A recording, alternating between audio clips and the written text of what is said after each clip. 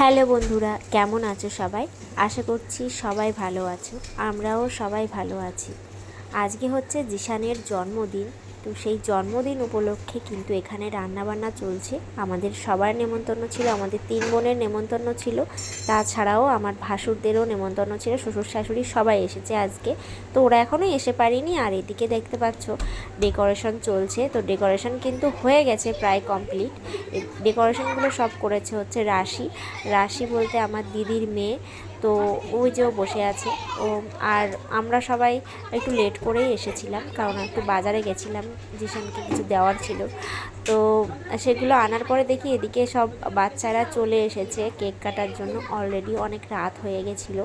তো সেই কারণে সবাই একটু তাড়াহুড়ো করছিল। আমার বৌদি রান্নাঘরে রান্না করছিল, তো সেই কারণে রেডি হতে পারেনি বলে রেডি হয়ে নিয়েছে। আর এদিকে দেখতে পাচ্ছ আমাদের সন্টু ঘুমিয়েছিল, তো উঠে গেছে, কারণ ও ঘুমাতে পারছে না।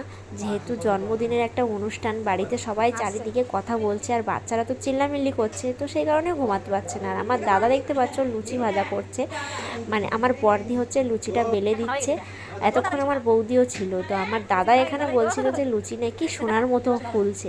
তো যাই হোক, সেই কারণে সেটা নিয়ে আমরা একটু ভিডিও করছিলাম। আর আমার দাদা তেমন মানে রান্না করে না, খুব কমই রান্না করে। বিপদে না পড়লে রান্না করে না। তো ও যখন রান্না করে তখন ও সব কিছু গুছিয়ে দিতে হয়, তারপরে গিয়ে বসে বসে শুধু রান্নাটাই করে, এটাই করে বলে আমি রান্না করেছি। তো যাই হোক, তারপরে এই যে ঘরে এলাম। ঘরে দেখতে পাচ্ছ আমার মেয়ে নিয়ে কি করছে রাশি। তো 2 বোনের মধ্যে একটু খুনসুটি চলছে। তো আবার বললো যে একটু ছবি তুলে দিতে দিলাম ওদিকে।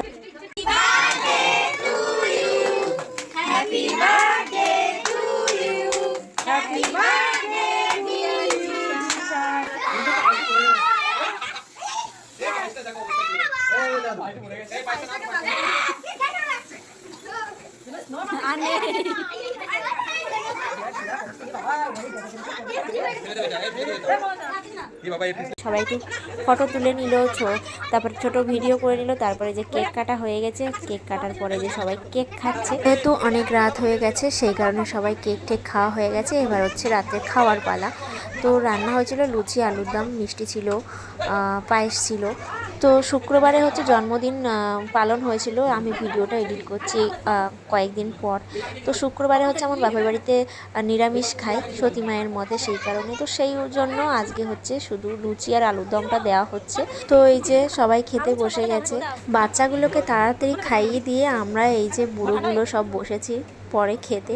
তো আমাদের যেহেতু রাত হয়ে গেছিলো, জন্মদিনের অনুষ্ঠান বলে, জন্মদিন বলো আর যাই বলো, কোনো একটা অনুষ্ঠানে গেলে সেখান দিয়ে বাড়ি ফিরতে তো অবশ্যই রাত হবে। তো আমাদের রাত হয়ে গেছিলো বাড়ি ফিরতে। আর বাড়ি ফেরার সময় আমরা কিন্তু বেলুনগুলো সব নিয়ে, হ্যাপি বার্থডে লেখা বেলুন, তারপরে এমনি কালো বেলুন, সাদা বেলুন, সবগুলো নিয়ে আমরা এই যে বাড়ি যাচ্ছি। আর আমি বাজারে গেছিলাম, সেইখান থেকে হচ্ছে সোজা ওখানে গেছিলাম। আর মেয়েকে ওর ঠাম্মি রেখেছিল, মানে ওর বড় মার ওখানেই ছিল। ঠাম্মি বড় মাও সব এই বাড়িতে ছিল, তো ওখানেই ছিল। আর আমি আসার সময় চলে এসেছিলাম, আর ওর পাপা ওকে নিয়ে এসেছিলো এই বাড়ি থেকে। তো এই যে আমরা সব নিয়ে বাড়ির দিকে রওনা দিয়েছি।